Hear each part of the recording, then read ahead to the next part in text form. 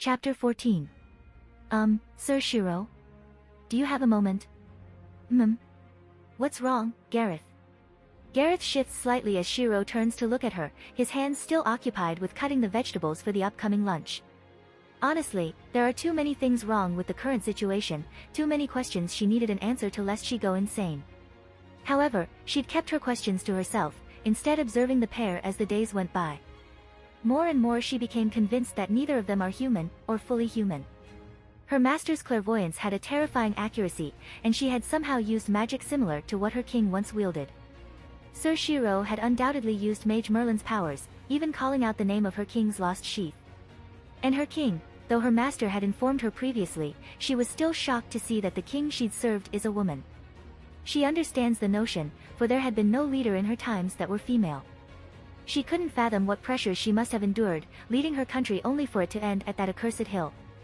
Sometimes she wishes she could be as free as Sir Francis, but alas, Sir Francis is a pirate, while she is a knight. They are merely too different. Gareth? Oh, forgive me, I dash. It's okay to ask, Gareth. He says suddenly, as if he'd read her mind, and now she wonders if Sir Shiro has clairvoyance as WL. No, I can't read minds. He says with an amused smile, it's just written all over your face.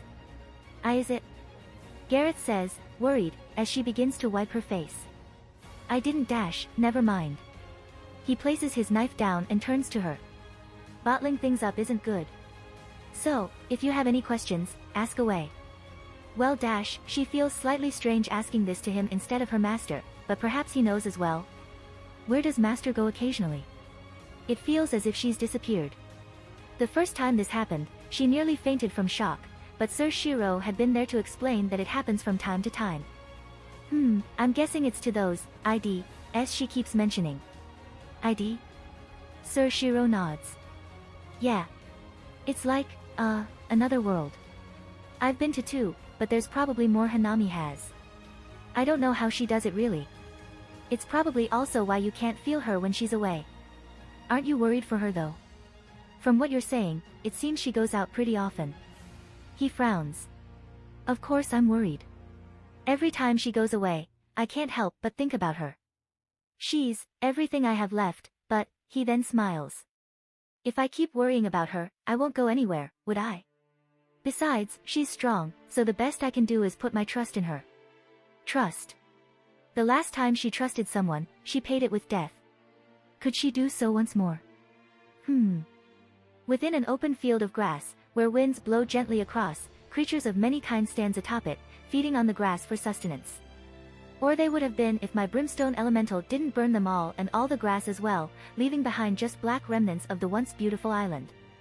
Oh, island? Yeah, this field is on an island, a floating island to be exact. How cool is that? I'm on an island, floating in the sky, with the clear blue sky above me and a sea of clouds below, surrounded by even more islands. Not only that, there are these cool water rivers that flow in the air, connecting each of the islands like some sort of weird mystical road that carried you along.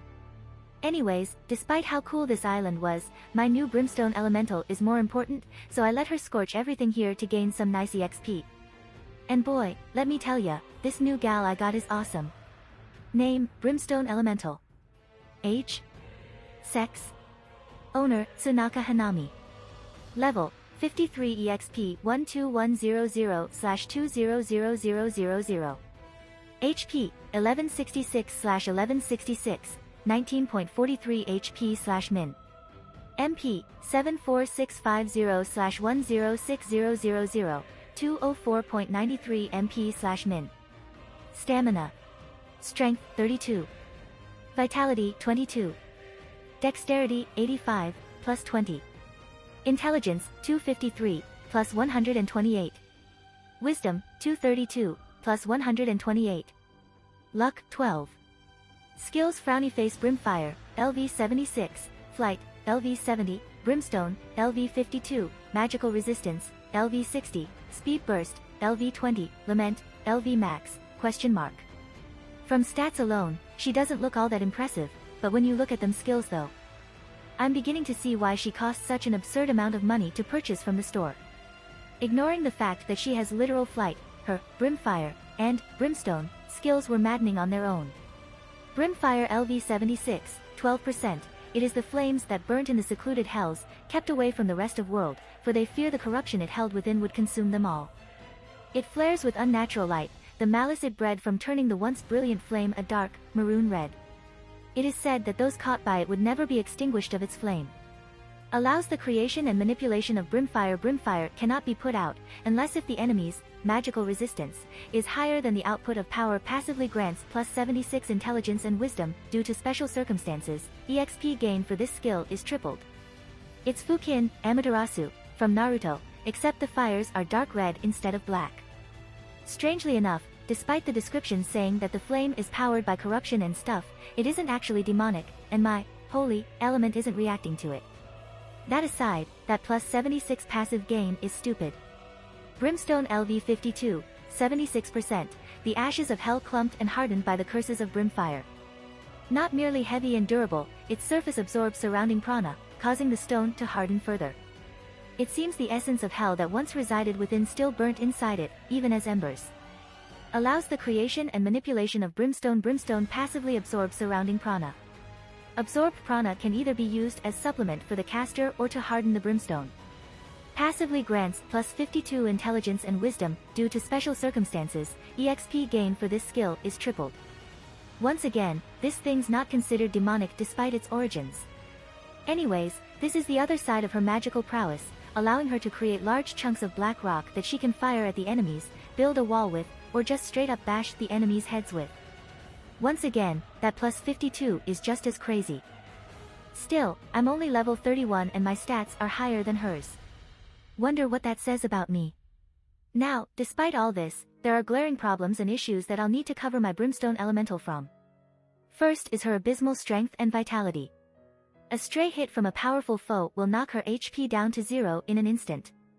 Yeah, she's able to block using her Brimstone and all, but what if an attack lands anyways? Then there's that dexterity. Granted, it's better than her strength and vitality, and her speed burst doubles it for a short time, but it's not enough. In conclusion, unlike me who's a battle mage, my Brimstone Elemental's a full-on caster, staying behind and firing from the back lines, which is nice, actually, seeing as all my current companions don't really fight from the back lines. Well, except Francis, but she's a bit gung-ho, so she doesn't count. Anyways, now that we're done exterminating this island, why don't we go on to the next one? Since this is my first time here, I decide to use the floating river to carry me to the next island. It's quite fun actually. Fighting off bird monsters while doing that isn't so fun though. Heck, one plunged right into me and nearly sent me off the river. I don't think I'll ride the rivers next time. Now, from what I can see, each island seems to be a self-contained biome, holding different faunas and monsters on each. The one I just landed on is a rainforest, the one after this is a savanna, and I can even see a desert a distance away. And then there are the weird ones, like the island that's upside down and has red trees, that are also upside down. Or literally just an island made of smooth marble, with giant green mushrooms on them. Yeah, gonna have to visit those. Alright then, first. Use only brimstone, okay? I say. The Brimstone Elemental looks to me for a moment, before she nods slightly, deactivating the small cloak of brimfire she had floating around her. Unlike the first island I dropped on, this forest is filled with stuff, and I don't want it all to disappear just because I wanted to watch the forest burn. Granted, watching stuff burn is really interesting and all, but items are more important. From what I can gather with my mystic eyes, this island is inhabited by frogs and birds. Yeah, frogs and birds. They all vary in size and danger, but they all carry the same poison inside them.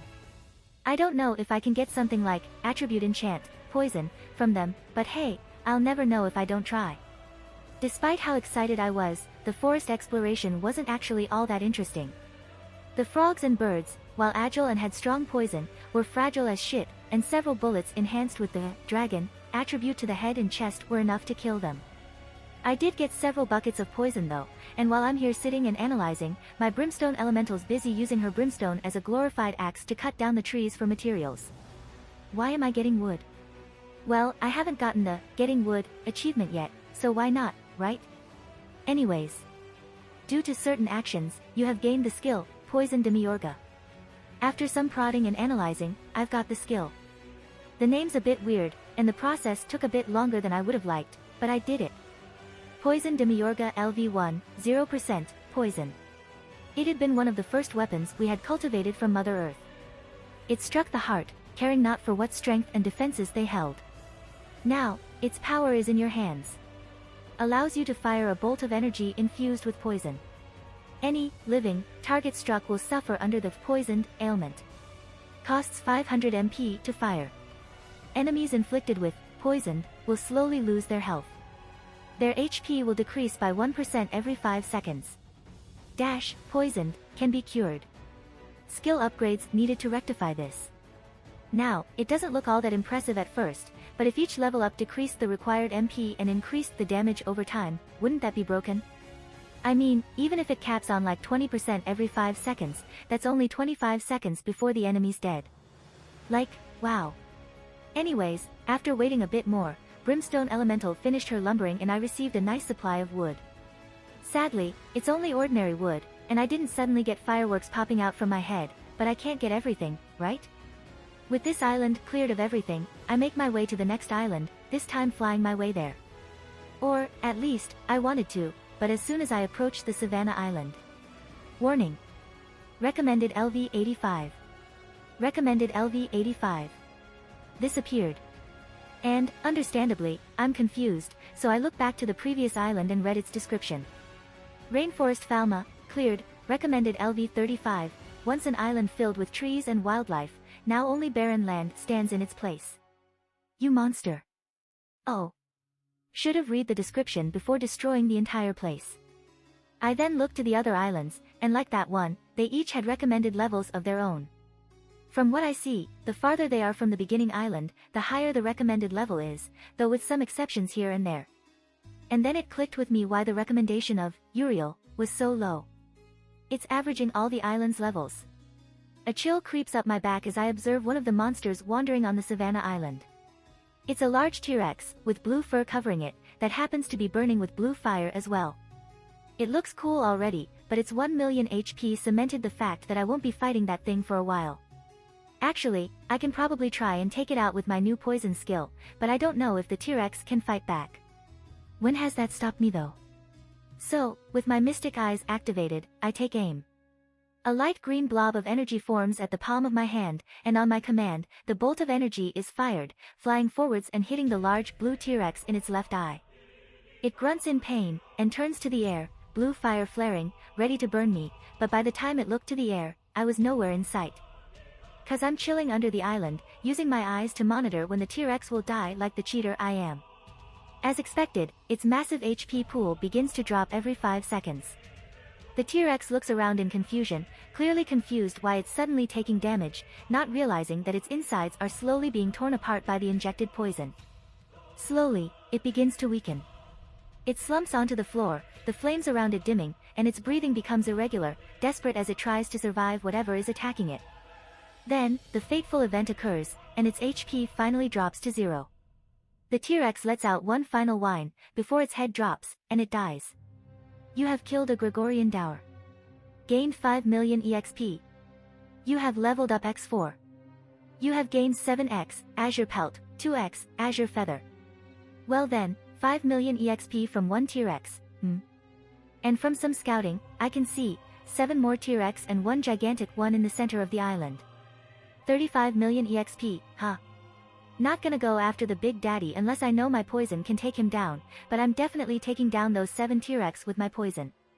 So, using the island as my cover, I fly around the island's perimeter, firing my bolts of poison at the unsuspecting T-Rex before flying back down to the bottom of the island, waiting there as I watch their collective HP begin to chip away.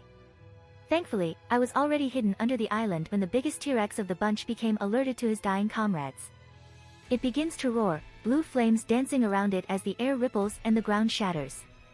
It roars again and again, clearly trying to find where I am, and in the process it releases more and more power, burning away the savanna it stands in and cracking the island apart. I actually had to let go of the island's bottom, because the shockwaves it released actually reached me, dealing a whopping 5,000 HP. That's just under a third of my HP pool. And that's just the shockwaves from its roars. Just how powerful would those flames then be? Yeah, I'm not going after that thing anytime soon. But that display of power is ultimately wasted, as the final T-Rex finally bites the dust, flopping dead onto the cracked earth before beginning disappearing. You have killed Gregorian Dower X7. Gained 35 million EXP. You have leveled up X5. You have gained 52x, Azure Pelt, 11x, Azure Feather, X2, Gregorian Bone. Poison Demiurga has leveled up X2. Oh yeah, level 40 baby. Man, this rush of power sure feels good. But, I think it's prime time to escape. The big boy's trying to find me, and I don't have much left to do here. So, with prana propulsions readied, I burst forward and away from the island, being careful not to attract the still very angry T-Rex. Now, I would have dropped by the desert island, but I spot something strange in the distance and decided to visit that first. And, boy, how strange this is. Dun Stadia, a humble town sitting atop a small island. Just as others like it, a large translucent dome surrounds the island, forcing away any threats and giving protection to those living inside. As the description says, this next island is covered by a large translucent blue dome, one that lets me fly in without trouble. The island itself isn't all that spectacular, with only apple trees decorating its grassy plains, but what most interests me is the medieval village sitting in the middle, and the group of people waiting outside, watching me as I enter their domain. It's weird. I mean, I've already met the dragoons and they're definitely not NPCs, but this time the people are human, and it just feels weird. I don't really know how to describe it. Good morning to you, traveler. A bearded man steps forward and says, a polite smile on his face. Traveler again, does he know I'm from another dimension? Oh, good morning. I say, and suddenly, the mass of people behind the bearded man sighs, as if some invisible weight had been lifted the moment my words came out. What's wrong? Don't worry about it, traveler. The man says, this time his smile more genuine. We were afraid you would've become forceful. Oh. Yikes, seems like this village hasn't had much good experiences with people like me, huh? Well, I saw this island and wanted to visit it. I mean, I've been moving from one island to the next, so it's kinda weird to see one where monsters aren't trying to kill me. Might you be a fighter as well, traveler? Oh, and just call me Hanami. Being called traveler all the time feels weird. The man gives a hearty chuckle. And I'm Oswald. Welcome to Dun Stadia, Traveler Hanami. This is awesome. So you just exchange stuff for points, and then use the points to buy other stuff?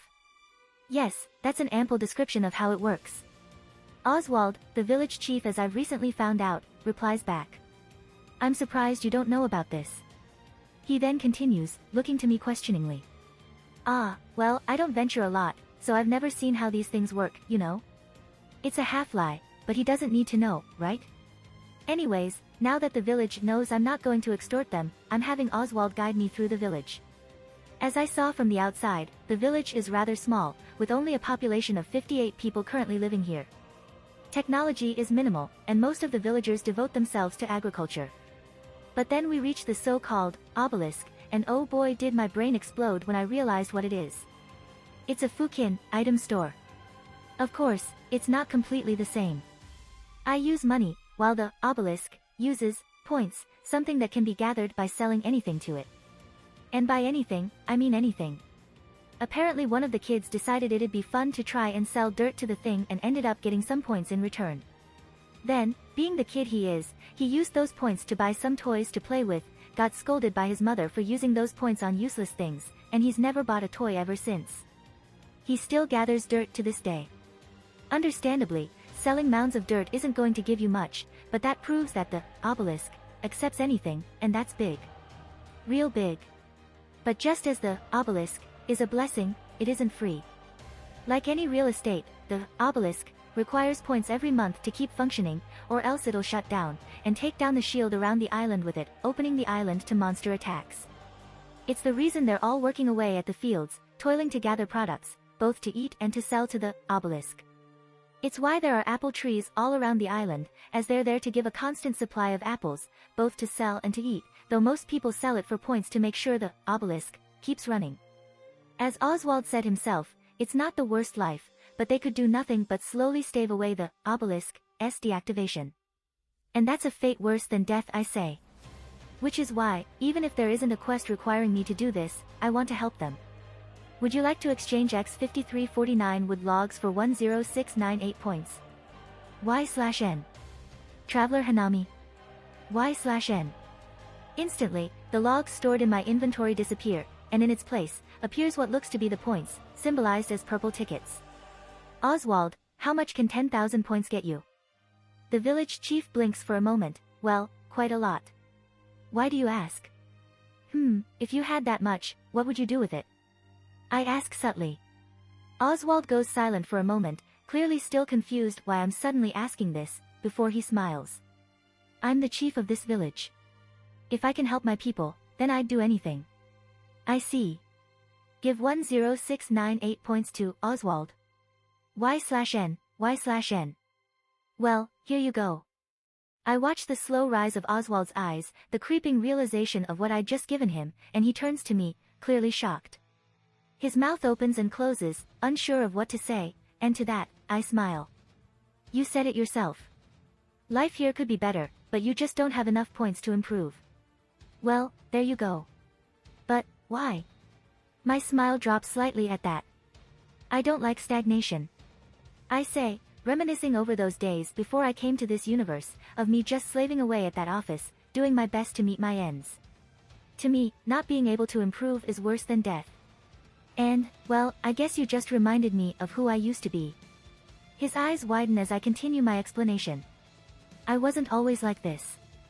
I used to be stuck in one place, doing the same mundane things to keep myself alive. Looking back, I almost miss it, that safe feeling from doing the same thing day by day. But, if I didn't leave, then I wouldn't have seen the wonders the world has. I wouldn't have become who I am today. I wouldn't have come across this village. I turn to him, and I grin. And I'll never change that. Traveler. Oswald whispers together with the other villagers who had wait, when did the other villagers come here? I guess I was too into my monologue to notice the other villagers arriving. On that note, they're all staring at me with, awe. Wait, some of them are crying as well. I mean, I wasn't saying anything sad or... Thank you. He says as he bows together with the rest of the village, and I can't help but feel slightly embarrassed. I mean, all I did was exchange the wood logs my brimstone elemental gathered from that rainforest island. The reverence they have in their eyes just doesn't feel right, you know? And no problem. Anyways, we should probably do something about defense. What do you mean? One of the women speaks up. Earlier, you guys were afraid I was going to extort you for points, right? At their nods, I continue. Now that you guys have enough points to make serious improvements, anyone else coming here would want an ever bigger prize from you guys, and I don't think anyone wants that. But how can we do that? We're just villagers. Oswald says. My grin returns. My skill store tab beeps to life in the corner of my vision. Time to break the meta. Sir Gareth. Arturia barely managed to rein her shout as she looks to the dining table, and the two individuals currently eating on it. Gareth stiffens, broken out of her conversation with Shiro, and she slowly turns to meet her. Gee, good afternoon, my lord. She says meekly, clearly distressed. Shiro, are you? Irisveil says from her left. No. Gareth's Hanami's servant. She's just staying with me. Shiro says simply to Irisveil's question. He then places an assuring hand on Gareth's shoulder, and the night calms down. Gareth takes a deep breath, and releasing it, she looks to Arturia. Sir, Shiro's right. I am Servant Lancer, but my master asked me to stay hidden. And then she goes meek again. Though I've failed at it. It'll be fine, Gareth. Shiro says, smiling, before he turns to the two women by the door. So, is there anything you want? The two women freeze for a moment, before they recall their reason for coming here in the first place. I wish to ask why you were able to bring about the Garden of Avalon. Saber answers for them both. Shiro frowns for a moment, and his eyes go dull in thought, before he nods. I don't mind explaining. Take a seat first though, I'll get us some tea. And with that, Shiro rises from his seat and leaves for the kitchen, leaving Gareth alone with Irisveil and Arturia. Cold sweat begins to pool at the back of her neck. Sorry for intruding, Lancer. Irisveil says happily, taking a seat at the long dinner table. I as well, Sir Gareth. Arturia politely follows, taking a seat next to her acting master and confidant. The silence seems to stretch on, and Gareth can't help but begin to feel lightheaded. After all, she's sitting on the same table as Irisveal, whose beauty matched even that of Lady Guinevere, and Arturia Pendragon, her king from her time as a Knight of the Round Table. It was hard not to feel tiny as she sits together with the two. Thankfully, before she could faint, Shiro returns with several cups of tea, all neatly placed on the metal tray he's carrying. Here you go. He hands them all a cup each before taking a seat next to Gareth. He takes a deep breath and begins. Around a month from now, the Grail's mud will burn down Fuyuki, killing nearly everyone. I was one of the survivors. I'd found myself walking, pushing myself to walk even as my legs were growing numb. People called to me, cried for my help, and they cursed me as I walked past them. At that time, I only cared about surviving, but... He goes silent for a moment. In the end, the fire became too much and I fell.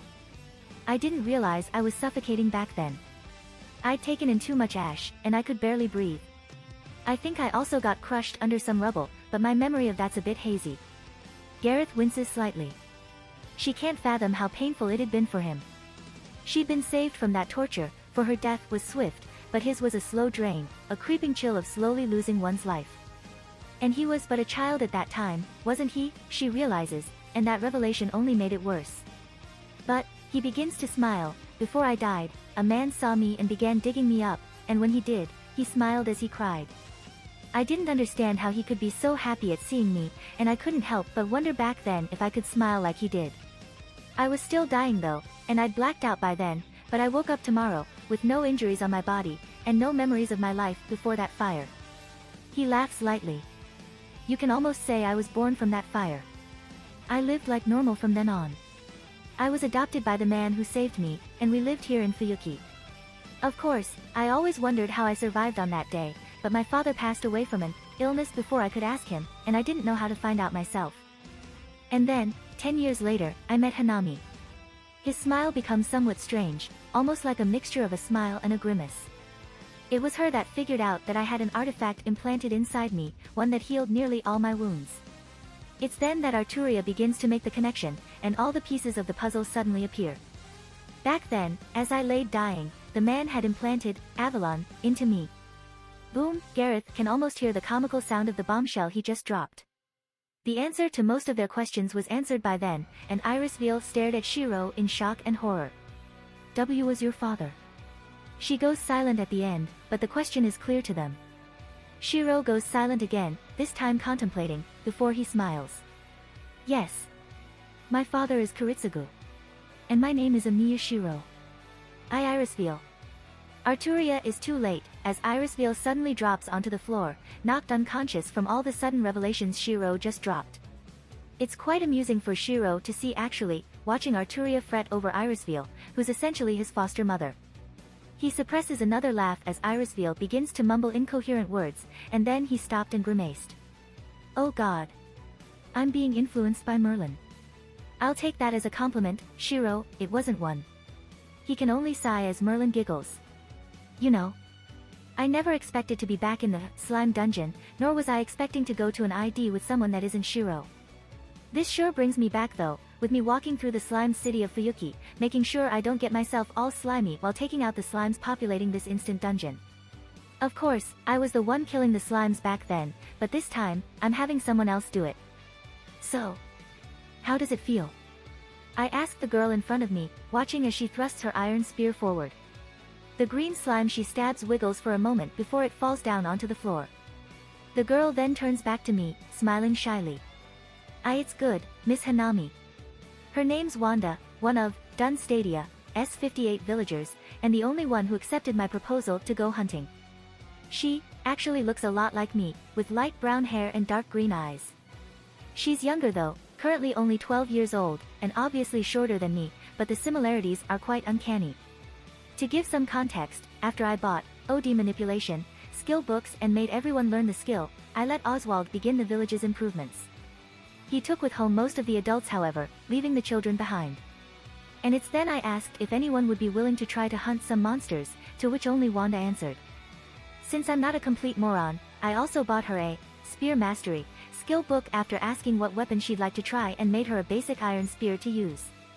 At first I intended to make the spear relatively weak, so that she wouldn't just overpower everything in her way, but I forgot about Age of Babylon, and ended up with an iron spear that increases her strength by 40, effectively making most of the slimes in this ID fodder.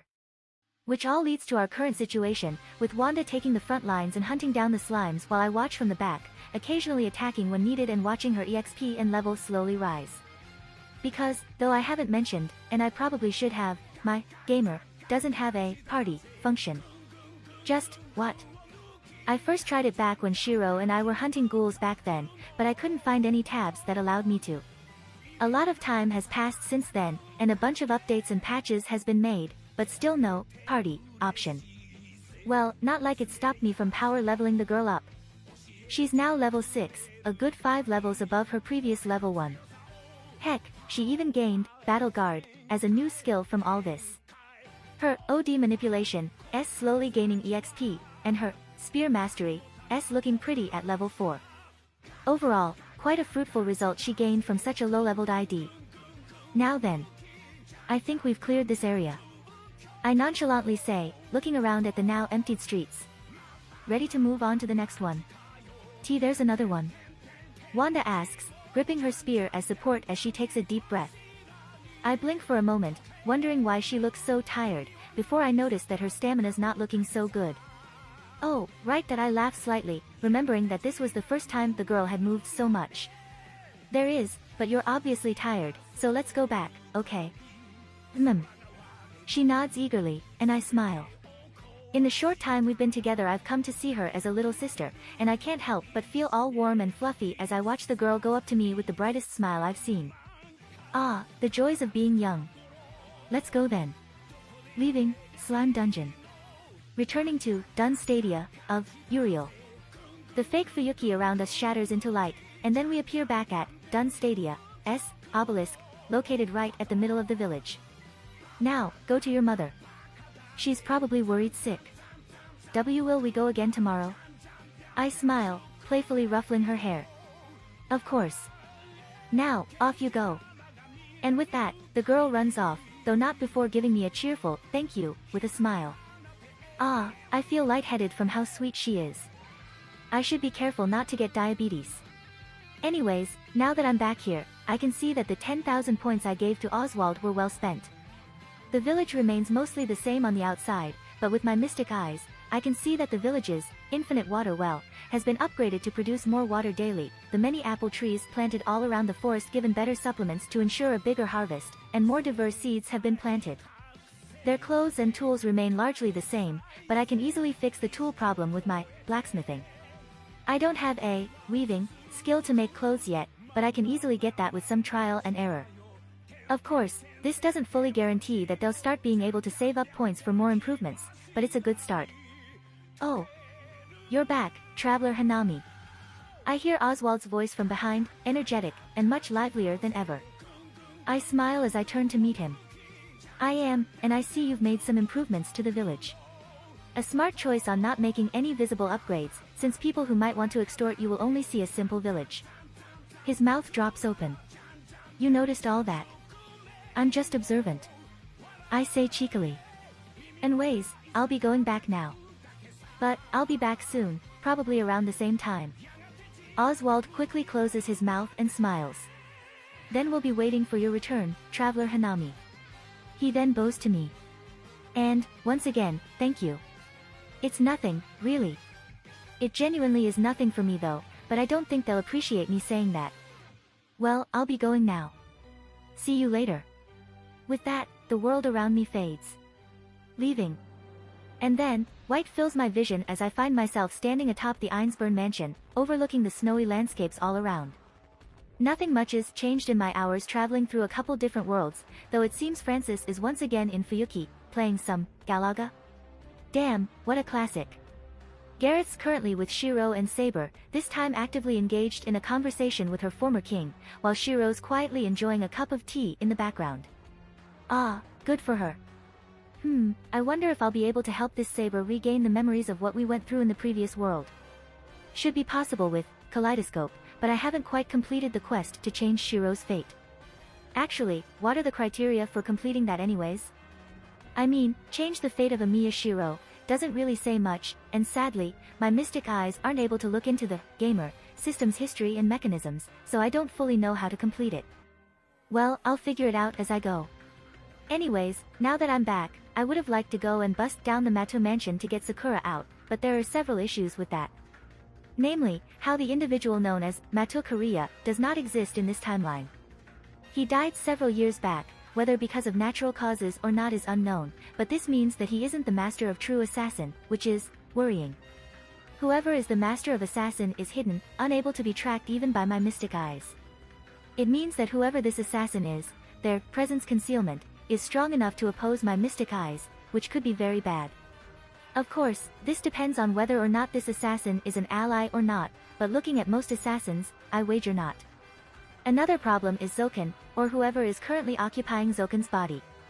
Frankly, he's too powerful to be just a magus. An incredible amount of taint and malice is radiating from him, and I can feel it even from all the way here. It could just be that he's much stronger in this timeline, or that he's somehow taken in the power of the Heart of the Grail. Both possibilities aren't good. I frown as I idly play with the snow piling atop the rooftop, thinking of what to do next, because honestly, this war's now stuck in a stalemate, with none of the masters currently fighting for the Grail, and I have no idea what to do. I mean, I could go use my mystic eyes to look into the infinite possibilities of the future, but that takes up too much time I could use for something much more productive. What to do? I spend some time sitting there on the rooftop, making tiny little snowmen as I ponder on what to do. In the end, I never figured out what I wanted to do, but not wanting to waste my time just sitting here constantly, I decide to jump into the ghoul dungeon from a while back and train, level up my skills and stuff. And so, I activate my Create ID, and the world around me turns to white. Slowly, Shiro opens his eyes, seeing the bright blue sky that greets him. He blinks, before pushing himself up and seeing the field of flowers around him, and the tall white tower that stands in the center of this world. Ah! This was clearly Avalon, but wasn't he just watching Gareth and Arturia chat? Did he happen to fall asleep then? Oh, you're back. He hears Merlin say, and he turns to see her casually sitting before a porcelain white table, enjoying a warm cup of tea. We're not at the tower. He asks, and Merlin shrugs. I wanted a change in scenery. She says, and as flimsy as that excuse was, he nods, and takes a seat next to her. They spend some time in the quiet, only accompanied by the gentle swaying wind as they drink the tea that appeared from somewhere. The tea also tastes strangely similar to the one he made. Wait, is this where that missing jug went? He found the lack of the tea he made last night somewhat strange, but now he has an idea on where it could have possibly gone. And it seems Merlin knew as well, seeing that little smug smile she has on her face. He relents however, seeing as it was only tea and not something important like his clothes. Don't you have any questions, Shiro? I have many. He answers bluntly, but I'll just ask one. And what might that be? How did I use your noble phantasm? It's the question that's been bothering him the most. Out of the four beings currently residing inside him, Merlin is the one he's synchronized with the least. He knows none of her history, none of her powers, none of her soul. Unlike the other three, Merlin is alive, and furthermore, she is a caster. His true affinity is that of swords, and understanding the history of a blade is effortless to him. And yet, he'd somehow managed to use Garden of Avalon, the noble phantasm the enigma known as Merlin is able to use. You're looking at it from the wrong angle. He blinks at her, and she continues. Your ability to attune yourself with swords if due to your strange magecraft you accidentally created. Your structural analysis, coupled with your affinity with swords allows you to do as such. I however, am different. She places her hand on his chest, atop where the mystical sheath lay. I have been with you for much longer. Your body and soul has attuned to Avalon, and me to you. Our souls have been inevitably intertwined. She pulls her hand back, before the Kojiki Kayamitsu suddenly appears in her hands.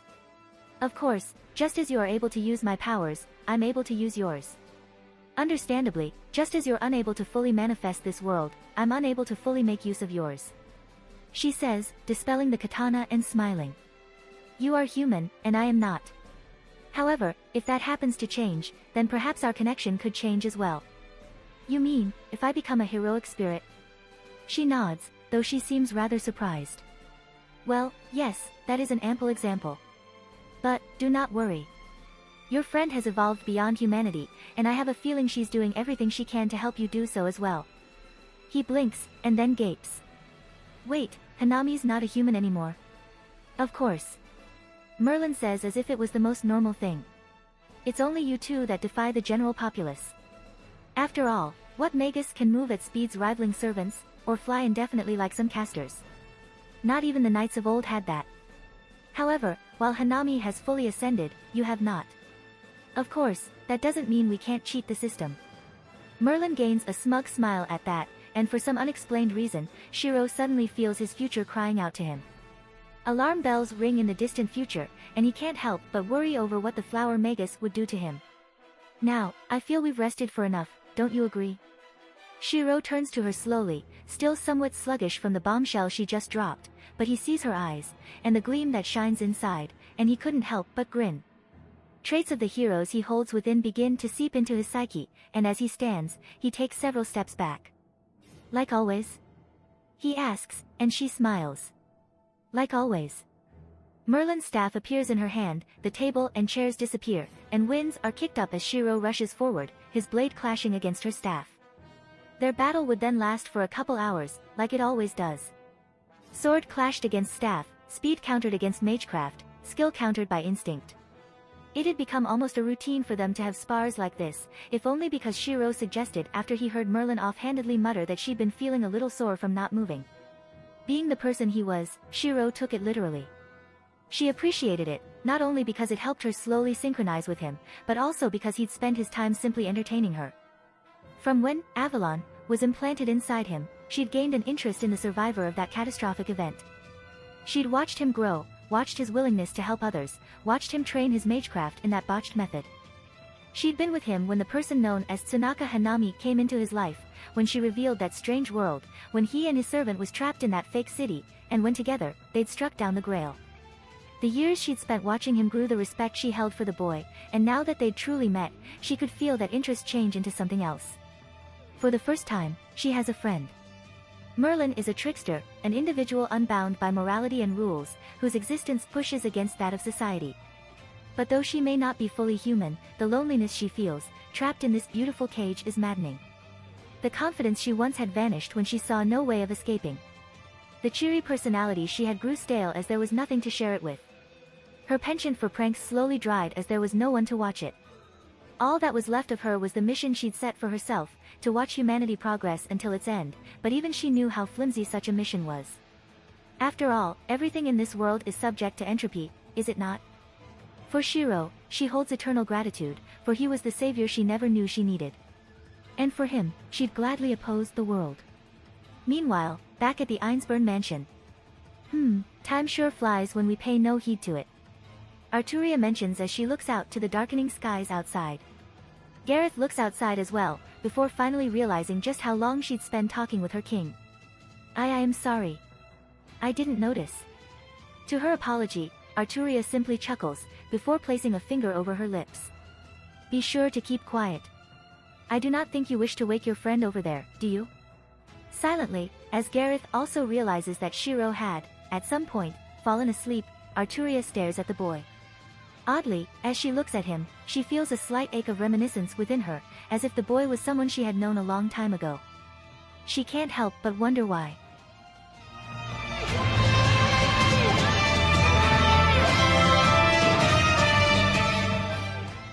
If you like this content, don't forget to like and subscribe. See you later, bye bye.